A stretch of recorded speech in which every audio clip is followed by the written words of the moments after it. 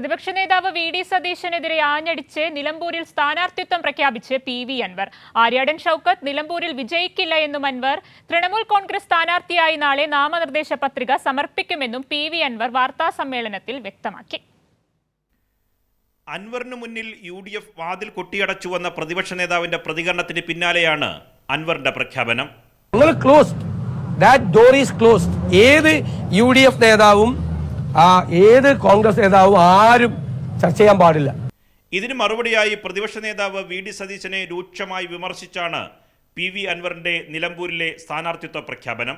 അതായത് ഈ പറയുന്ന വി.ഡി. സതീശനും ആ ചുറ്റും നിൽക്കുന്ന ഉപജാപക സംഘങ്ങളും പറയപ്പെടുന്ന കഴിഞ്ഞ കാലത്തെ ഹരിത MLA-മാർ ഇതിലെ ഒരു വിഭാഗവും ഈ കോൺഗ്രസിനെ കുട്ടിച്ചോറാക്കി ഞാൻ തീരുമാനിക്കും.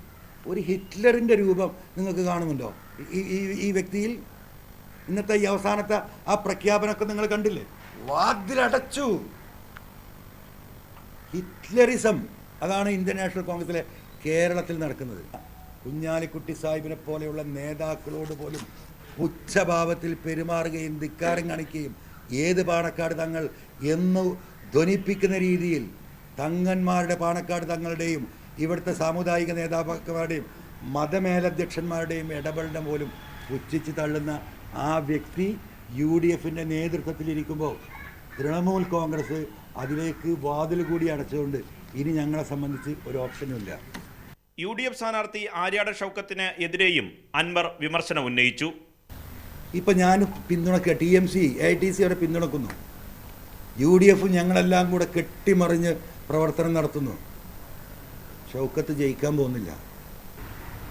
അദ്ദേഹത്തോട് ആ നാട്ടിലുള്ള പൊതുജനങ്ങളുടെ വികാരമാണത്. ആ വികാരം അവിടെ ശമിച്ചിട്ടില്ല എന്ന് മാത്രമല്ല, ഈ കഴിഞ്ഞ 9 കൊല്ലം കൊണ്ട് ആ വികാരം അവിടെ വർദ്ധിക്കുക ചെയ്തത്. കേരളത്തിലെ അതിതീവ്ര RSSകാർ പാണക്കാട് തങ്ങന്മാർ വർഗീയവാദികളും മന്ത്രിച്യൂതി ആളെ പറ്റിക്കുന്നവരാണെന്ന് പറയോ? മറ്റേ ടീച്ചറുണ്ടല്ലോ, അവർ പറയോ? അത് പറയാൻ ധൈര്യം കാണിച്ചവൻ ആര്യാടൻ ഷൗക്കത്താ. എന്തിനാ?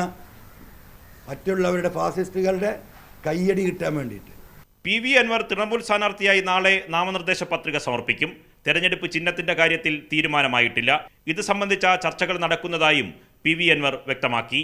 നിർഭൻ ചക്രവർത്തി, കൈരളി ന്യൂസ്, നിലമ്പൂർ.